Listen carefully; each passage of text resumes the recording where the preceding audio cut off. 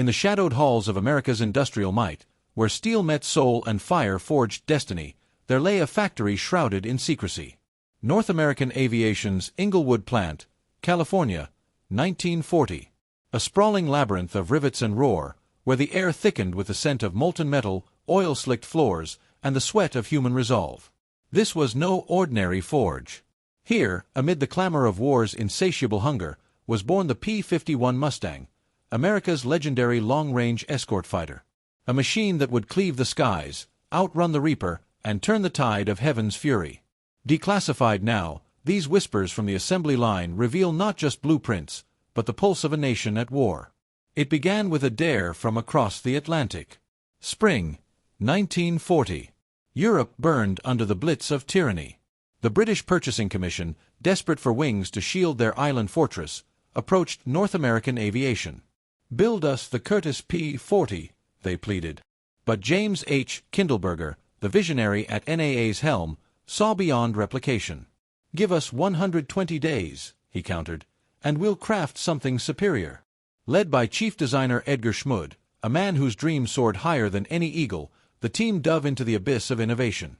Schmud, with his immigrant's fire and engineer's precision, sketched a fighter unbound by convention.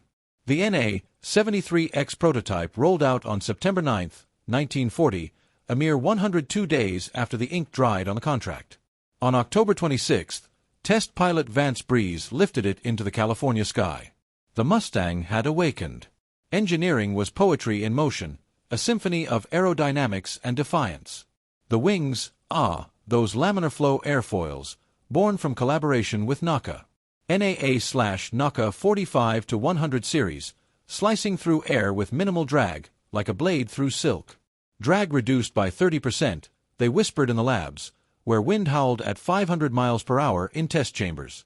The fuselage, a semi-monocoque marvel of 24S aluminum alloy, duralumin, divided into 5 modular sections: forward, center, rear, and 2 wing halves. Pre-fitted with wiring and piping, snapped together like the bones of a mythical beast. The cooling system? A stroke of genius. A single-duct radiator for water and oil, positioned aft, harnessing the Meredith effect, exhaust heat turning into thrust, a subtle jet push adding precious knots to speed. But the heart, the engine, that was the Mustang's soul. Early models throbbed with the Allison V1710, a liquid-cooled V12 pounding out 1,150 horsepower. Yet it faltered above 15,000 feet, its single-stage supercharger gasping in thin air. Then came the revelation. In mid-1942, RAF test pilot Ronald Harker flew a Mustang I and dreamed of Merlin magic. The Rolls-Royce Merlin 65, with its 2-stage supercharger and intercooler, was mated to the airframe in the Mustang X prototypes. In America, Packard licensed it as the V1650-7, unleashing 1,490 horsepower at takeoff, climbing to 1,720 in war emergency power. High-octane fuel surged through veins of steel, propelling the P-51D to 437 miles per hour at 25,000 feet, a range of 1,650 miles with drop tanks, enough to escort bombers to Berlin and back, a guardian angel with fangs. Inglewood, 1941.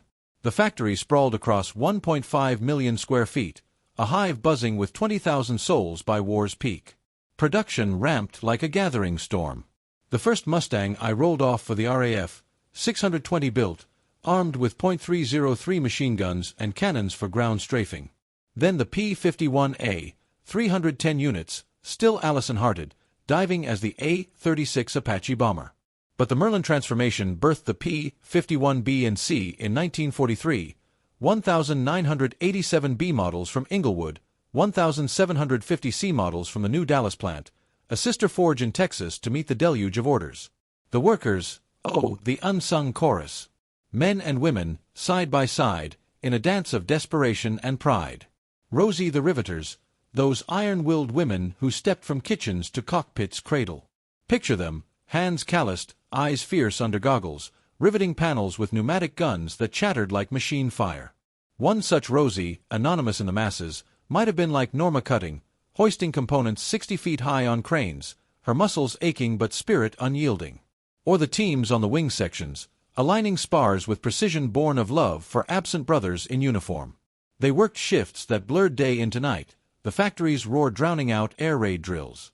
"Build faster," the foreman urged, as rows of completed P-51DS lined the tarmac, waiting for ferry pilots. Over 8,000 D models alone, 6,600 from Inglewood's heart. Feel the heat, furnaces glowing crimson, forging crankshafts for the Merlin. The acrid bite of paint, olive drab and silver, coating fuselages. The jolt of electricity as wiring harnesses sparked to life, instruments flickering in cockpits. Human emotion pulsed here, fear for loved ones overseas, joy in telegrams of victories won by their creations. One worker, perhaps like young Gene Deitch, an 18-year-old draftsman granted badge access to the sacred assembly, sketched not just plans but the human tapestry. Laughter amid the grind, tears when news of lost pilots filtered back. "This plane will bring them home," they'd say, hammering another rivet, each one a prayer against the Axis storm. The P-51D, the pinnacle, definitive variant, entering service in mid-1944. Bubble canopy for unobstructed vision, 6.50 caliber and /M2 Browning machine guns barking 13 rounds per second each. Internal fuel swelled to 269 gallons, plus 150 in drop tanks. Armament versatility, bombs, rockets for ground attack. In the hands of aces, it became legend. Major George Preddy, top Mustang scorer with 26.83 kills, weaving through Luftwaffe swarms in his Cripes a Mighty. Or James H. Howard, Medal of Honor etched in blood, alone defending B-17s against 30 foes, guns jamming, fuel low, yet downing 3. Chuck Yeager, future sound barrier breaker, claiming me 262 jets in his glamorous Glen 3. Over Europe, the 8th Air Force's Mustangs claimed 4,950 enemy aircraft, shredding the Luftwaffe's spine. Escorting flying fortresses to the Reich's core, they turned bomber losses from hemorrhage to trickle. In the Pacific, they strafed airfields, sank ships. The Tuskegee Airmen, red tails in their P-51CS, never lost a bomber to enemy fighters, proof of skill transcending color in the crucible of combat. Yet tragedy shadowed glory. Preddy felled by friendly fire on Christmas 1944, his Mustang crumpling in Belgian snow. By war's end, over 15,000 Mustangs built, 15,586 by NAA alone. Inglewood's output, a torrent of 10,000 plus. The factory, once a whirlwind, quieted. Workers returned to peacetime, but the Mustang's echo lingered, in Korean skies, air races, museums.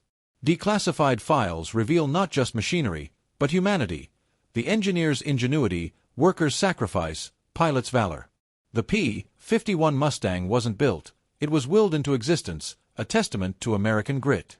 In those Inglewood halls, where sparks flew and dreams took flight, a legend was forged, one that still pierces the clouds.